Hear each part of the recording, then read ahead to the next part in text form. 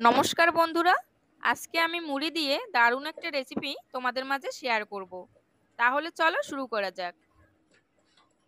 আর ভিডিওটি স্কিপ না করে প্রথম থেকে শেষ পর্যন্ত অবশ্যই আমার সাথে থাকবে। এখানে আমি একটি গামলার হাফ গামলার একটু বেশি মুড়ি নিয়ে নিয়েছি। অনেক সময় ঘরে মুড়ি থাকলে কিন্তু নরম হয়ে যায়, অথবা মুড়ির ঢাকনা খোলা থাকলেও কিন্তু মুড়িটা নরম হয়ে যায়। আর আমি আজকে একটি গামলার হাফ গামলারও একটু বেশি নরম মুড়ি নিয়ে নিয়েছি। এবার এই মুড়িটা জলে ভিজিয়ে নিতে হবে। তো আমি একটা মগের 1 মগ জল দিয়ে দিয়েছি। এবারে জলের সাথে মুড়িটা খুব ভালোভাবে মাখিয়ে নিতে হবে হাতের সাহায্য। আর আমি কিন্তু একটু সময় নিয়ে দেখো মুড়িটা খুব ভালো করে মাখিয়ে নিয়েছি। এবারে এটা রেখে দিতে হবে 5 থেকে 7 মিনিটের জন্য, যাতে মুড়িটা খুব ভালোভাবে নরম হয়ে যায়। যখনই এরকম নরম হয়ে যাবে তখনই হাতের সাহায্যে জলটা ঝরিয়ে একটা গামলায় তুলে নিতে হবে। তো আমি এখানে সব মুড়িগুলো তুলে নিয়েছি। আর এইদিকে দেখো দুটো মাঝারি সাইজের আলু খুব ভালোভাবে সিদ্ধ করে নিয়েছি। এবারে এটা হাতের সাহায্যে ম্যাশ করে মুড়ির ভিতরে দিয়ে দিতে হবে। আমি এখানে হাত দিয়ে ম্যাশ করে দিয়ে দিয়েছি। তোমরা চাইলে কিন্তু ম্যাশার দিয়েও ম্যাশ করে দিয়ে দিতে পারো, তবে হাত দিয়ে দিলেই কিন্তু বেশি ভালো হয়। সব আলুটা আমি এখানে ম্যাশ করে দিয়ে দিয়েছি। এবারে এর ভিতরে দিয়ে দিতে হবে কর্নফ্লাওয়ার। আমি এখানে একটি মাঝারি বাটির হাফ বাটি কর্নফ্লাওয়ার দিয়ে দিয়েছি। দিয়ে দিতে হবে সুজি, একটি ছোট চামচের 5 চামচ মতো সুজি দিয়ে দিয়েছি। এবারে দিয়ে দিতে হবে সাদা জিরে। আমি এখানে সাদা জিরে দিয়ে দিয়েছি, তোমরা চাইলে কালো জিরেও দিতে পারো। দিয়ে দিতে হবে স্বাদ অনুযায়ী কাঁচা লঙ্কা, ঝালটা কিন্তু কম বেশি করা যাবে। দিয়ে দিতে হবে স্বাদ অনুযায়ী নুন। এবারে দিয়ে দিতে হবে ধনেপাতা কুচি।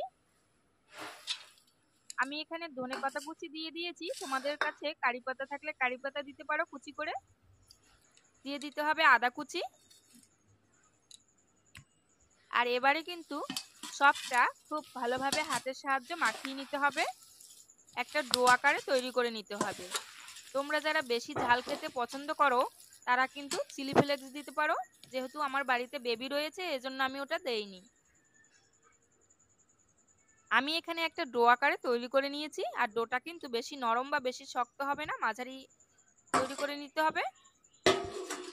এবারে একটা ঢাকনা দিয়ে 5 থেকে 7 মিনিটের জন্য রেখে দিতে হবে। আর 5 থেকে 7 মিনিট পরে আমি ফিরে আসলাম। এবারে হাতের ভিতরে ডো থেকে অল্প অল্প করে নিয়ে এইভাবে গোল করে নিতে হবে। এবারে চ্যাপটা করে মাঝখানটায় একটু ছিদ্র করে দিতে হবে ডোনাট আকারে। আমি কিন্তু দেখো এখানে একটা বানিয়ে নিয়েছি। এবারে অপরটিও বানিয়ে নিচ্ছি। তো এখানে দুটো কিন্তু আমি বানিয়ে নিয়েছি। সবগুলো এরকম ভাবেই বানিয়ে নিতে হবে। তো আমার এখানে সবগুলো বানানো হয়ে গেছে।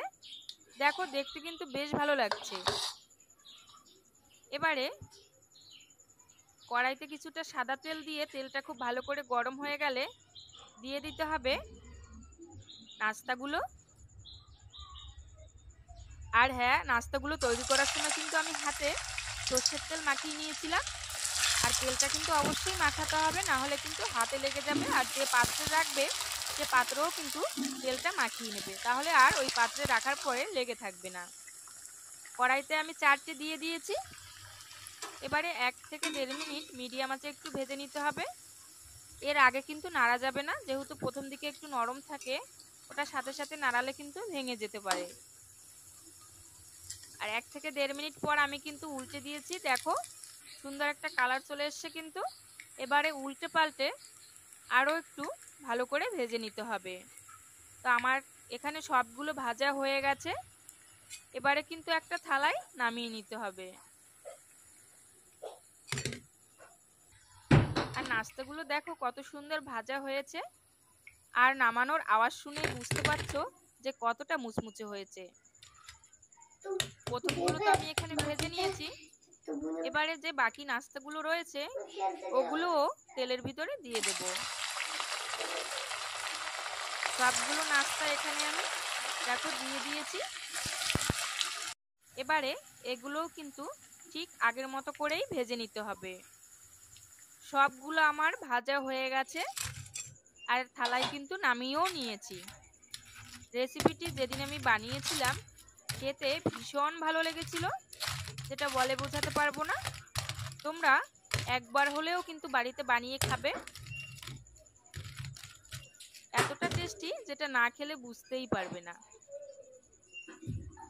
রেসিপিটি তোমাদের কেমন লাগলো কমেন্টস করে জানাতে ভুলবে না। যদি ভালো লেগে থাকে অবশ্যই কিন্তু লাইক, কমেন্ট এবং শেয়ার করবে। আর পরবর্তী ভিডিওটি পাওয়ার জন্য চ্যানেলটি সাবস্ক্রাইব করে আমার পাশে থাকবে। তো সবাই ভালো থেকো, সুস্থ থেকো। দেখা হবে আবার নতুন কোনো ভিডিওতে।